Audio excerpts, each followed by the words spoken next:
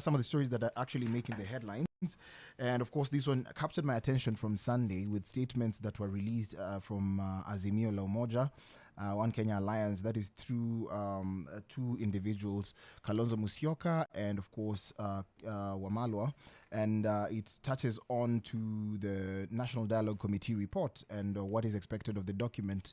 And they accuse the government of sabotage. That's right. So the National Dialogue Committee report recommended that a six-member committee be formed to, of course, review the elections, the 2022 electoral process, and of course see a way forward, as well as maybe potentially reconstitute the IEBC. So far, President William Ruto's Kenya Kwanza has nominated a trio of three, who are Ms. Cecilia Ngetich, Dr. Linda Musumba, and former County Assembly's Forum Chairman Ndegwa Wahome. Yes, they'll be working with a team from Mr. Odinga's side. Yes, definitely. That is Amos Wako, that is former Busia Senator, former nominated Senator Judith Pareno, and forensic expert Julius Njiraine. We're looking at the details whereby it seems like some of the officials who are expected to actually sign the document, that is the National Dialogue Committee report, have refused. Like Eugene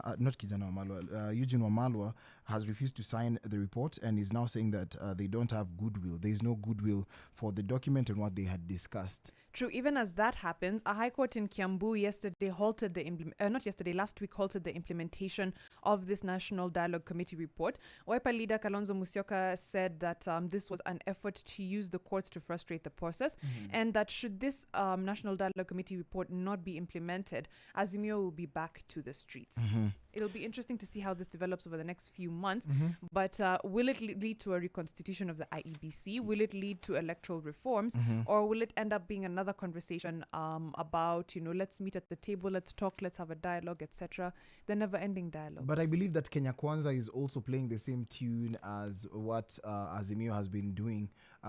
Court processes, and even Kenyans have been doing. You'd see individuals actually suing the government, and it would actually take a court process, delay here, delay there, to make sure that some things are not implemented. True. And of course, it has to go through Parliament. Going through Parliament also gives a leeway of proper understanding. But my question is, do our members of Parliament really interrogate some of the issues, or do they even interrogate such a document to get to see if there is malice? Because at the end of the day, it's supposed to be goodwill for the public. It's supposed to be public good. It's not supposed to be a document that actually just favors the political class. So True. Sometimes I usually look at it as though these political parties often have just their own interests at heart, and we leave out the most important person, you and I, Mwananchi.